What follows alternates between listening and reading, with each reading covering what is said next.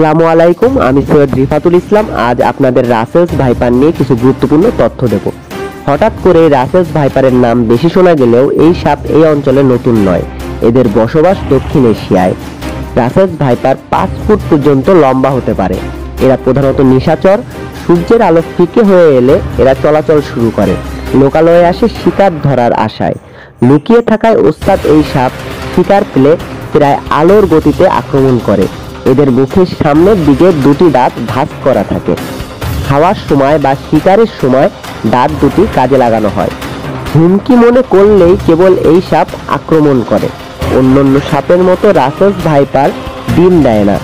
একটি স্ত্রী সাপ 60 থেকে 80টি বাচ্চা দিতে সক্ষম। 2013 সালের পর থেকে বংশবৃদ্ধি করতে করতে এখন প্রায় সারা দেশেই দেখা যাচ্ছে রাসেলস ভাইপার।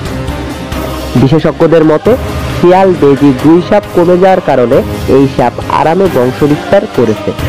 অনেকে মনে করেন এই সাপ কামড়ালে তার বাঁচার সম্ভাবনা নেই, তবে 1 ঘন্টার মধ্যে ডাক্তারের কাছে পৌঁছাতে পারলে রোগীকে বাঁচানো সম্ভব। যেহেতু এখন চর অঞ্চল থেকে সব এলাকায় ছড়িয়ে গেছে, তাই কৃষকদের গামবুট পরে ধান খেতে কাজ করার কথা বলা হচ্ছে। এই সাপ দেখলে অবশ্যই 5 ফুট দূরত্বে অবস্থান করবেন। জীবনের নিরাপত্তাই প্রধান বিষয়। ভালো থাকবেন। বাংলা বায়ান্নর সাথে থাকার জন্য ধন্যবাদ।